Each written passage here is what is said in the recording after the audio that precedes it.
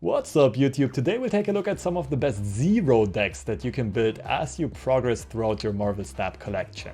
You generally want to play zero alongside high power cards that suffer from a drawback when they're being played. You can just remove that drawback with a zero, and some of the best combos that come to mind are Red Skull, Typhoid Mary, or Attuma.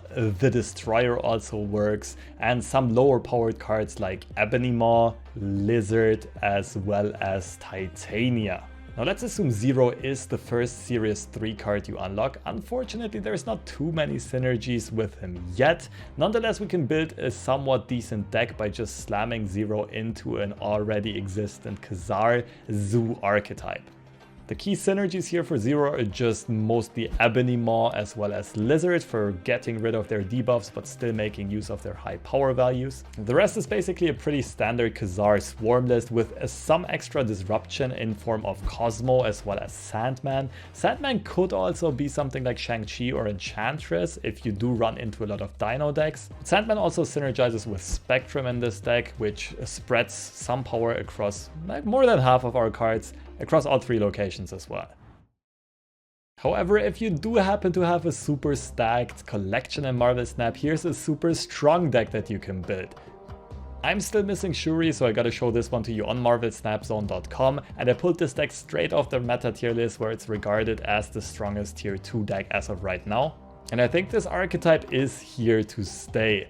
The core idea here is playing Shuri into either Black Panther or Red Skull on turn 5, and then copying that enormously huge card with either Taskmaster or Arnim Zola to spread the power across two locations. Wong can really help with the power buffs on Shuri as well as Black Panther, as well as double the effect of Arnim Zola to make sure that Wong and Black Panther get destroyed and respawned, for example. Besides that, Armor is a great tech choice to protect our cards from a hostile Shang-Chi, and we play some other high power bombs that are good targets for Zero, namely Ebony Maw, Lizard, as well as Maximus. Another great effect of these cards is that they make us very likely to have priority on turn 5 and 6, so that our on-reveal effects go off before our opponent can reveal their Cosmo or something like that, maybe an arrow to disrupt us. Overall, a very strong but also pretty expensive deck to play. I'd say the essential cards here are Shuri, Red Skull, Taskmaster, and Black Panther. It's also nice to have Wong and Arnim Zola. While Zero, Maximus, and She-Hulk all look kind of replaceable, try to fit some other high power cards in here that ensure that you will get priority on those later turns, or some other good disruptive cards. Another deck that has rapidly gained popularity in the last week is a Dracula Kazaar Zoo hybrid deck. This one's pretty close to the Series 2 deck that I showed earlier on, but plays a lot more high power late game bombs. Zero's in here again to silence Lizard, but also Red Skull as the priority target. And Dracula is a great way to cheat out 15 or 20 power by discarding either Red Skull or the Infinaut. The idea here is that we play a lot of cheap cards and we can most of the time empty our hand at the end of the game. So we already have a strong early game with all these 1-drops, Kazaar buffing them up throughout the game. And then ideally we only have these high priority targets left in our hand for Dracula to discard at the end of the game.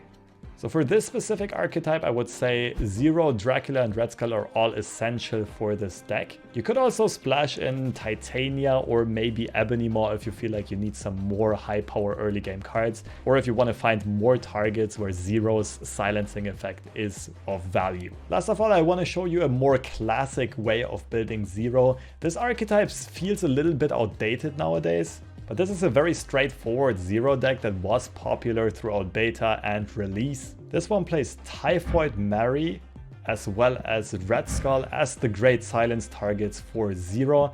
And another way of silencing both of those and getting rid of the negative effects is Enchantress.